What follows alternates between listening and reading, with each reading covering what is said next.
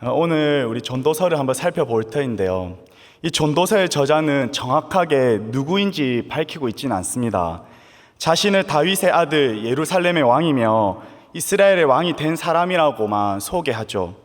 또한 저자의 행적들이 1장 12절에서 2장 26절에 기록되어 있는데요. 이러한 묘사에 부합하는 사람은 딱 한 사람, 솔로몬 한 사람뿐입니다. 물론 솔로몬이 아니라는 주장도 있습니다만, 그러나 많은 유대인 학자들과 또 신학자들은 일반적으로 솔로몬의 저작서를 이유 없이 받아들이고 있습니다. 다윗에 이어서 왕이 된 솔로몬은 역대하 1장 1절에 말씀하듯이 왕위가 견고하여지고 하나님께서 그와 함께 하사 심히 창대하게 되었습니다.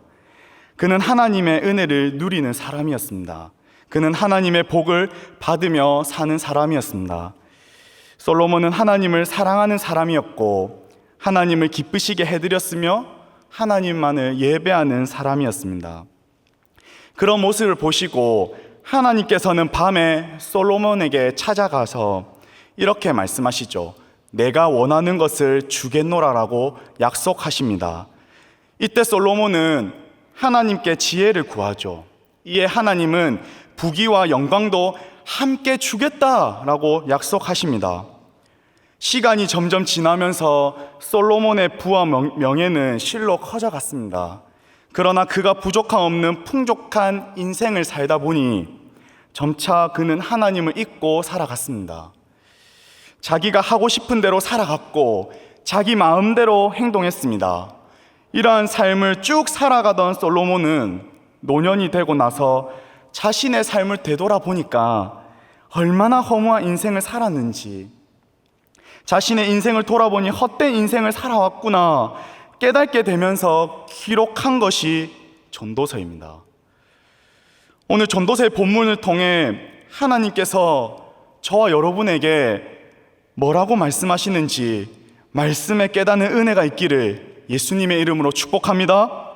하나님의 말씀이 우리 마음판에 새겨지는 오늘 이 시간이 되시기를 예수님의 이름으로 축복합니다. 지금은 좀 지나간 말이지만 한때는 이 말이 많이 회자가 됐는데요. 여러분들도 다 한 번씩은 들어봤을 겁니다. 욜로라는 단어입니다. 이 욜로는 인생은 한 번뿐이니 후회 없이 이 순간을 즐기며 살아라는 의미이지 않습니까? 이 세상의 주장은 한 번뿐이 인생 즐기면서 살아가라고 합니다. 청년의 때가 헛되고 덧없으니 내 젊음의 때를 즐기라고 말합니다. 청년의 때가 헛되고 덧없으니 우리 마음대로 살아가라고 세상은 얘기하죠. 그러나 세상에서 말하는 것과 이 전도서의 저자가 말하는 게 다른 점이 있습니다. 세상의 허무주의 인생과는 곧 죽을 것이니 이 생을 즐기자고 하지만 전도서의 저자는 우리의 인생은 죽음으로 끝나는 것이 아니라 그 후에 심판이 있으며 젊은 날에 우리가 행한 모든 것을 하나님께서 심판할 것이라고 말합니다. 본문 9절 말씀을 한번 보실까요? 본문 9절 말씀을 한번 함께 읽도록 하겠습니다. 시작. 청년이여 내 어린 때를 즐거워하며 내 청년의 때의 날들을 마음에 기뻐하여 마음에 원하는 길들과 내 눈이 보는 대로 행하라. 그러나 하나님이 이 모든 일로 말미암아 너를 심판하실 줄 알라. 아멘. 청년의 날들을 마음에 기뻐하여 마음에 원하는 길들과 내 눈이 보는 대로 행하라고, 그리고 젊은 날을 즐기라고 해놓고는 하나님께서 그 모든 것을 심판하신다고 하시니 뭔가 김 빠지게 하는 말씀 같습니다. 젊음을 즐기라는 말씀이신지 아니면 심판이 있으니 그렇게 살아서는 안 된다는 말인지 헷갈립니다. 도대체 어떻게 하라는 것일까요? 오늘 본문에서 말하는 이 젊은 날을 즐기라는 말씀과 모든 것을 심판하신다는 이 말씀은 미묘한 역학관계를 이루고 있습니다. 심판이 있다는 말씀은 우리를 단지 두렵게 만들거나 우리를 움츠러들게 하기 위해서 하신 말씀이 아니에요. 젊음을 즐기라는 말씀을 부정하는 것이 아니라 오히려 그 의미를 온전하게 하는 것입니다. 다시 말해 우리에게 심판이 있다는 사실을 알려준 이유는 젊음의 즐거움을 빼앗아 가려는 것이 아니라 우리를 방종에 빠지지 않고 진정한 즐거움을 누리는 삶으로 인도하려는 것입니다. 전도서의 저자는 인생의 즐거움을 누리는 자체를 죄악시하지 않습니다.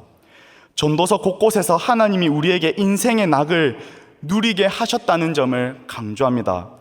전도서 3장 12절에서 13절의 말씀을 보면요, 여러분들 한번 읽어주실까요? 시작. 사람들이 사는 동안에 기뻐하며 선을 행하는 것보다 더 나은 것이 없는 줄을 알았고 사람마다 먹고 마시는 것과 수고함으로 낙을 누리는 그것이 하나님의 선물인 줄도 또한 알았도다. 아멘. 전도서는 결코 하나님 심판을 두려워하여 하나님께서 허락하신 즐거움을 거부하고 암울한 삶을 살라고 말하지 않습니다. 그래서 세계적인 구약자 레슬리 알렌은 이렇게 말을 했습니다. 한번 잘 들어보십시오.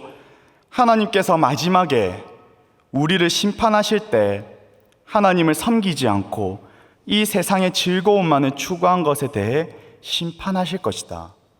그와 동시에 하나님께서 허락하신 정당한 즐거움마저 누리지 않는 것에 대해서도 심판하실 것이다. 하나님께서 우리에게 즐기도록 허락하신 것을 누리기를 거부하는 것은 하나님의 뜻을 거스르는 것이며 하나님의 은총을 멸시하는 것입니다. 하나님께서는 인간을 창조하실 때 하나님 안에서 참된 만족과 즐거움을 누리도록 만드셨습니다. 하나님의 뜻을 따라 살 때 우리는 하나님이 허락하신 인생의 즐거움과 선물을 누립니다. 그러나 하나님을 떠나 세상에서의 만족과 즐거움을 추구할 때에 그 모든 수고는 바람을 잡으려는 것처럼 다 헛된 것이 됩니다. 그래서 솔로몬이 그런 헛된 것을 추구했던 자신의 경험을 통해 얻은 깨달음을 지금 전하고 있는 것이죠. 그래서 전도서의 시작을 이렇게 고백하며 시작합니다. 전도서 1장 2절인데요. 함께 읽도록 하겠습니다. 시작. 전도자가 이르되 헛되고 헛되며 헛되고 헛되니 모든 것이 헛되도다. 아멘.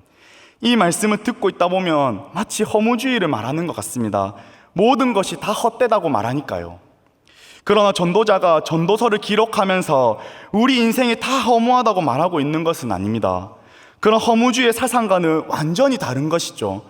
전도서가 전달하는 메시지는 하나님께서 인생을 지으신 뜻과 목적이 있는데 그 뜻과 목적에서 벗어날 때 어떠한지를 지금 말해주고 있는 것입니다.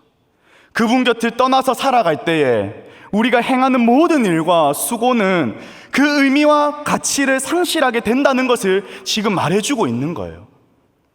믿음의 동력자 여러분, 나의 인생의 주인은 하나님이심을 믿습니까? 나의 인생의 주인은 하나님이심을 믿으셔야 합니다. 성경에 나오는 믿음의 선배들을 보세요. 그들은 하나님을 철저히 믿었습니다. 철저히 따랐고요, 순종하며 살아갔습니다. 하나님께서 어디로 인도하시든지 인도하시는 곳으로 그들은 나아갔습니다. 특별히 요셉의 삶을 보세요. 그의 인생은 한치 앞을 내다볼 수 없는 그런 삶이었습니다. 양을 치던 삶에서 형들의 시기와 질투로 인해 애굽에 팔려가게 됐죠. 그곳에서 종살이하다가 누명을 받아 감옥에 gat히게 됩니다. 세월이 지나 바로의 꿈을 해석하게 되면서 애굽의 총리가 되는 그런 파란만장한 삶을 요셉은 살아갔습니다. 한편의 드라마 같은 이 요셉의 삶은 그 이면에는 하나님의 인도하심과 계획이 있으셨습니다. 요셉은 자신의 삶을 돌아보며 이렇게 고백합니다. 창세기 50장 20절 말씀에 당신들을 나를 해하려 하였으나 하나님은 그것을 선으로 바꾸사 오늘과 같이 많은 백성의 생명을 구원하게 하시려 하셨나니. 우리의 삶도 마찬가지입니다. 하나님은 우리의 삶도 붙들고 계세요. 하나님은 우리의 삶을 계획하시고 인도하십니다. 하나님이 나의 인생을 책임지세요. 나의 인생의 주인이심을 믿으시기 바랍니다. 우리의 인생의 주인이시자 생명의 근원이신 하나님과 단절되어서 살아갈 때 우리가 아무리 수고해서 경험이라든지 아니면 나의 스펙과 나의 자격증 그리고 업적과 명예 여러 가지 등 막 쌓아 올린다고 해도 죽음 앞에서는 그 모든 것이 다 물거품입니다. 그래서 이는 마태복음 7장 26절 27절에 예수님께서 상상수훈 때 말씀하신 것 같이 집을 모래 위에 지은 어리석은 사람과 같으리니 비가 내리고 창수가 나고 바람이 불어 그 집에 부딪힘에 무너져 그 무너짐이 심하니라고 말씀하십니다. 이어서 전도자는 죽음 이후 이 땅에서 행한 모든 것에 대해 심판이 있을 것을 경고하죠. 창조주의 뜻을 떠나 방황하는 허무한 삶에서 속히 돌이켜 인간 본연의 삶을 살라고 권면합니다. 그래서 전도자는 전도서를 이렇게 마무리를 합니다. 전도서 12장 13절 말씀인데요, 한번 읽어주실까요? 시작. 하나님을 경외하고 그의 명령들을 지킬지어다. 이것이 모든 사람의 본분이니라. 아멘. 혹여나 하나님의 뜻을 떠나 내가 중심이 되어 살아가고 계신 분이 계십니까? 내가 원하는 대로 내 마음대로 살아가고 계신 분이 계십니까? 하나님의 뜻을 떠나 방황하는 그 허무한 삶에서 속히 돌이키는 은혜가 있기를 바랍니다. 인간 본연의 삶을 살아가는 저와 여러분이 되기를 예수님의 이름으로 축복합니다. 전도서를 기록한 이 솔로몬처럼 자신의 마음이 원하는 그 즐거움을 다 누려본 사람은 그렇게 많지 않습니다. 솔로몬은 세상 사람들이 추구하는 모든 것을 거의 다 성취하고 누려본 인물이죠. 그 정도 누리고 성취한 사람이라면 생애 말년에 내가 해볼 것 다 해봤으니 이제 족하다, 후회 없는 내가 살았다라고 해야 하지 않을까요? 그러나 그는 정반대로 그 모든 것이 헛되고 헛된 것이었다고 후회하며 탄식했습니다. 솔로몬이 경험했듯이 인간 안에는 세상의 모든 것을 소유하고 누려도 채워지지 않는 욕망의 블랙홀이 도사리고 있습니다. 우리는 이 땅의 즐거움을 누릴수록 이 땅에 소유하고 성취할수록 더 공허해지고 목말라지게 됩니다. 그래서 솔로몬은 뒤에 오는 젊은 세대에게 젊음의 때를 자신처럼 어리석고 헛되게 보내지 말라는 권면을 하고 있는 것이죠. 더 공고한 날이 이르기 전에 창조주를 기억하고 그를 섬기는 인간의 본분을 다하라고 권면하는 것입니다.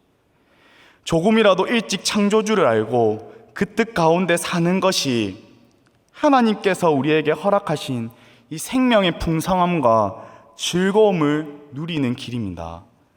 그러므로 젊은 날 우리가 무엇을 참으로 즐거워하느냐 중요합니다. 우리는 우리 마음이 즐거워하는 것을 행하며 살게 되어 있습니다. 세상과 죄를 따라 사는 것도 마음이 원하고 즐거워하는 것을 행하는 것이고, 하나님을 섬기는 것도 똑같이 마음이 기뻐하는 대로 행하는 것입니다.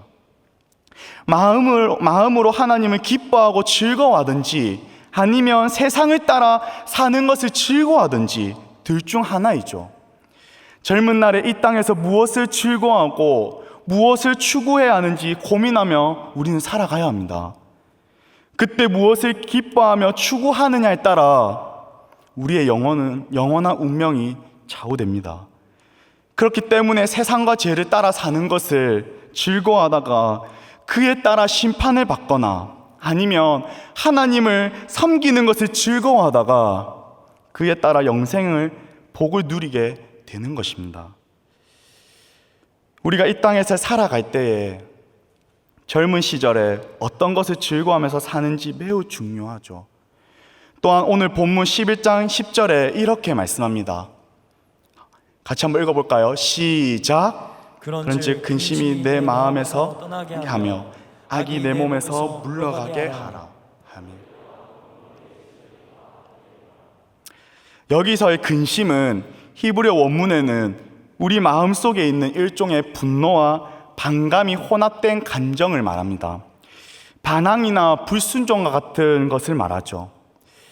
이러한 마음이 인간의 마음 한켠에는 늘 자리 잡고 있습니다.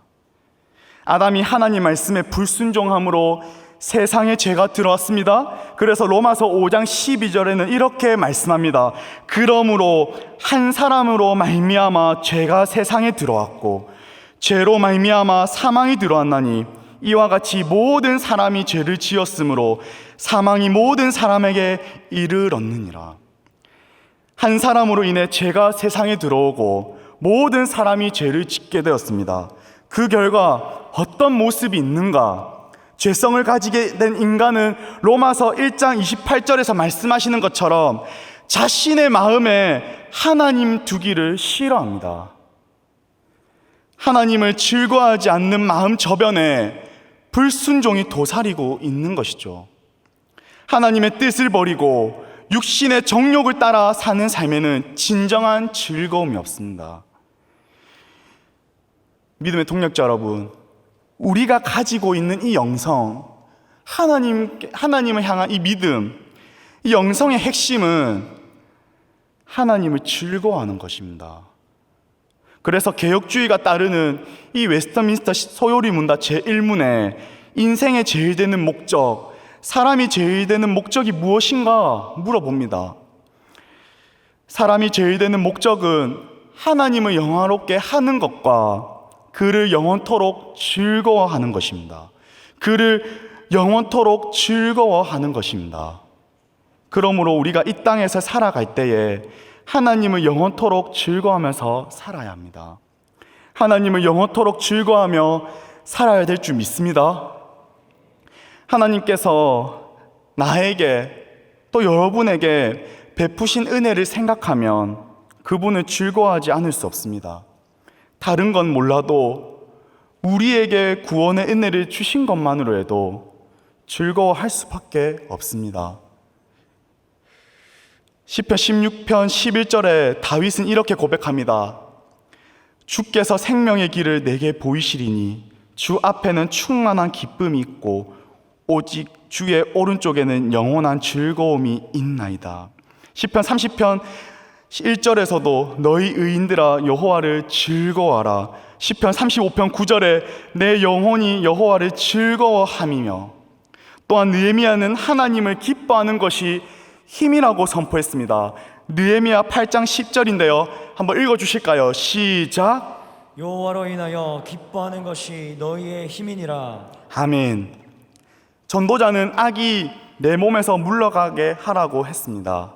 젊은 날 성령을 거스르고 육신의 정욕을 쫓아 살면 악이 몸이 뵭니다.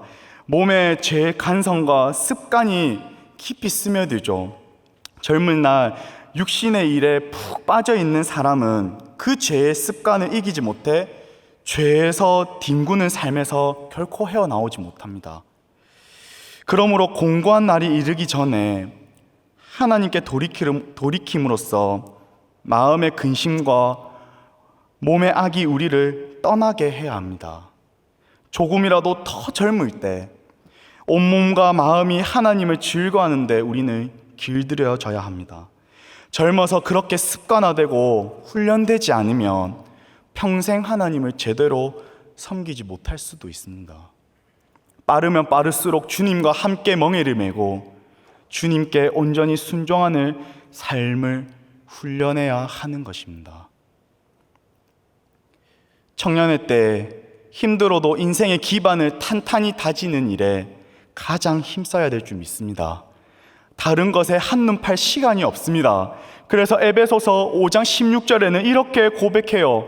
세월을 아끼라 때가 악하니라고 말씀하셨습니다. 우리가 살면서 해야 할 것 참 많습니다. 각자의 삶을 들여다보면 이것저것 해야 될 게 너무나 많아요. 그리고 자신에게 있어서 그것들은 다 중요한 요소들인 것 같아요. 그러나 우리가 살아가면서 가장 중요하게 생각하고 시급한 부분은 하나님을 바로 알고 하나님을 즐거워하는 일입니다. 젊음의 때가 우리의 인생의 절정이에요. 최고로 즐거움을 만끽할 수 있는 때라는 말이에요. 젊은 날 우리를 창조하시고 구원하신 하나님을 가장 즐거워하며 그 안에서 최고의 만족을 누리는 사람이 되어야 합니다. 주님 안에서 가장 큰 만족과 즐거움을 누리는 삶을 살아가는 저와 여러분이 되기를 예수님의 이름으로 간절히 축복합니다. 그래서 우리가 이렇게 살아갈 수 있는 방법은요, 그게 뭘까요? 청년의 때에 창조주를 늘 기억하는 것입니다. 오직 하나님을 기억하는 것입니다. 할렐루야! 우리가 어떤 것을 내 머릿속에 기억하면서 살아가느냐는 매우 중요해요. 그래서 세상에서 하나님을 기억하면서 사는 삶은 굉장히 중요한 것입니다. 그래서 하나님의 자녀들이 하나님을 기억할 수 있도록 장치를 심겨 놓으셨는데요, 선악을 알게 하는 나무를 에덴 중앙에 심겨 놓으셔서 늘 하나님을 향한 기억을 하게 하셨습니다. 또한 하나님은 애굽에서 종살이하는 자신의 백성을 구해내셨을 때 이스라엘이 하나님의 구원을 기억하고 기뻐하도록 이들에게 유월절을 제정해 주셨습니다. 그래서 출애굽기 12장 14절 말씀에 너희는 이날을 기념하여 여호와의 절기를 삼아 영원한 규례로 대대로 지킬지니라. 이뿐만 아닙니다. 지난번에 제가 수요 예배 때도 설교했지만 하나님은 가나안 땅 앞에 선 이스라엘 백성들에게 잊지 말라, 기억하라고 신신당부하십니다. 그래서 신명기 8장 11절에 내가 오늘 내게 명하는 여호와의 명령과 법도와 규례를 지키지 아니하고 내 하나님 여호와를 잊어버리지 않도록 삼갈지어다. 14절 말씀입니다. 내 하나님 여호와를 잊어버릴까 염려하노라. 19절 말씀에 내가 만일 내 하나님 여호와를 잊어버리고 네가 만일 내 하나님 여호와를 잊어버리고 다른 신들을 따라 그들을 섬기며 그들에게 절하면 내가 너희에게 증거하노니 너희가 반드시 멸망할 것이라. 아멘. 하나님께서 이토록 자신을 잊지 말라, 기억하라고 하신 것은 그만큼 얼마나 중요한지 보여주는 대목입니다. 인간은 하나님을 너무나 쉽게 잊고 살아갈 때 너무나 많기 때문이에요. 인간은 자신의 상황이 바빠지거나 형편이 조금 더 괜찮아지거나 자신이 안고 있던 문제나 고민이 해결될 때 인간은 하나님을 금방 잊어버립니다. 그러므로 하나님께서 자녀들에게 바라시고 원하시는 것이 있다면 자신의 백성들이 자신을 잊지 않고 기억해 주기를 바란다고 해도 과언이 아닙니다. 우리가 젊었을 때, 청년의 때에 갖춰져야 할 모습은 창조주 하나님을 기억하는 것입니다. 하나님을 기억하면서 사는 삶이 우리 인생에서 가장 복된 삶이요, 가장 평안한 삶이며 기쁨이 넘치고 행복한 삶입니다. 믿음의 동력자 여러분, 청년의 때에 할 일 많고 하고 싶은 것 많아 이것저것 다 해보고 싶고 즐거운 나날을 보내려고 할 때 결코 하나님을 잊지 않고 기억하는 삶을 사시길 바랍니다. 하나님을 기억해서 하나님의 뜻과 목적대로 그 안에서 살아갈 때에 우리의 삶은 가장 가치 있는 삶이고 청년의 때에 가장 즐겁게 보내는 날임을 기억하시길 바랍니다. 그런데 하나님께서 우리에게 나를 기억해라고, 너희는 나를 기억해라고 단지 명령만 하신 것이 아닙니다. 우리만 하나님을 기억하고 기억해야만 하는 게 아닙니다. 하나님께서도 우리를 기억하세요. 하나님께서는 노아를 기억하셨습니다. 노아의 가정이 완전히 구원을 받은 것은 하나님의 기억하심 때문이었습니다. 탕자의 비유에서도 발견할 수 있습니다. 아들은 아버지의 유산을 가지고 나가서 다 탕진해 버리죠. 아버지의 존재를 까마득하게 잊어버립니다. 그러나 아버지는 집을 나간 아들을 한순간도 잊은 적이 없습니다. 아들이 다시 돌아올 때까지 아버지는 늘 기다리며 기억하고 있었다는 거예요. 우리는 하나님을 잊으면서 살아갈 때가 많지만 우리 하나님은 단 한 번도 나를 잊지 않으십니다. 이사야 49장 15절에서 16절에 이렇게 말씀하십니다. 자막이 없는데요, 한번 잘 들어보십시오. 여인이 어찌 그 젖먹는 자식을 잊겠으며 자기 태에서 난 아들을 긍휼히 여기지 않겠느냐. 그들은 혹시 잊을지라도 나는 너를 잊지 아니할 것이라. 내가 너를 내 손바닥에 새겼고 너의 성벽이 항상 내 앞에 있나니. 할렐루야. 우리 하나님은 우리를 늘 기억하셨습니다. 우리를 기억하실 수밖에 없으셨습니다. 왜요? 우리를 너무나 사랑하시니까요. 그래서 죄로 말미암아 영원한 죽음으로 죽을 수밖에 없는 우리를 그냥 보고만 계시지 않으셨습니다. 하나뿐인 독생자 예수 그리스도를 보내주셨죠. 우리 주님은 우리를 위해서 영광스러운 자리를 박차고 이 더러운 곳에 오셨어요. 옷이라는 것을 몸을 가려주는 것인데 그분은 우리 때문에 옷이 벗겨지는 수치를 당하셨습니다. 경배와 찬양받기에 합당하신 그분은 자신이 만든 피조물한테 온갖 조롱과 모욕을 당하셨습니다. 우리를 기억하시고 주목하신 그분은, 우리 주님은 상상도 할 수 없는 고통과 핍박 가운데서도 끝까지 인내하시고 참으셨습니다. 그분은 우리를 위해 모든 것을 쏟아부으시고 희생하셨습니다. 통역자 여러분, 이러한 사랑을 받은 우리가 어떤 모습으로 살아가야겠습니까? 우리를 기억하사 우리에게 모든 것을 내어준 그분 앞에서 우리는 어떤 삶을 살아가야겠습니까?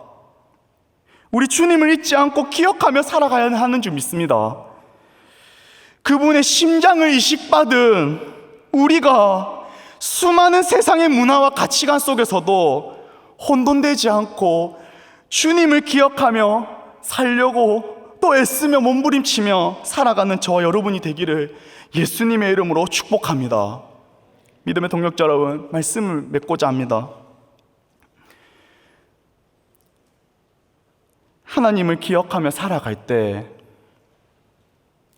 비참한 인생에서 영광스러운 인생으로 살아갈 것입니다. 실패한 인생에서 진정한 성공한 인생으로 살아갈 것입니다. 불행한 인생에서 행복한 인생으로 살아갈 거예요. 하나님께서 지금 우리에게 허락하신 이 젊음의 시절, 이 청년의 때에 다른 것 기억하는 것이 아니라 창조주 하나님을 기억하며 살아가십시오. 이 청년의 때에 하나님을 기억하며 살아간다면 세상이 줄 수 없는 가장 즐거운 삶과 가장 복된 인생으로 살아갈 줄 믿습니다. 전도자는 본연의 인간의 모습으로 살아가라 합니다. 창조주 하나님을 기억할 때 크신 만왕의 왕이신 창조주 하나님을 기억할 때 본연의 인간의 모습으로 살아갈 수 있습니다.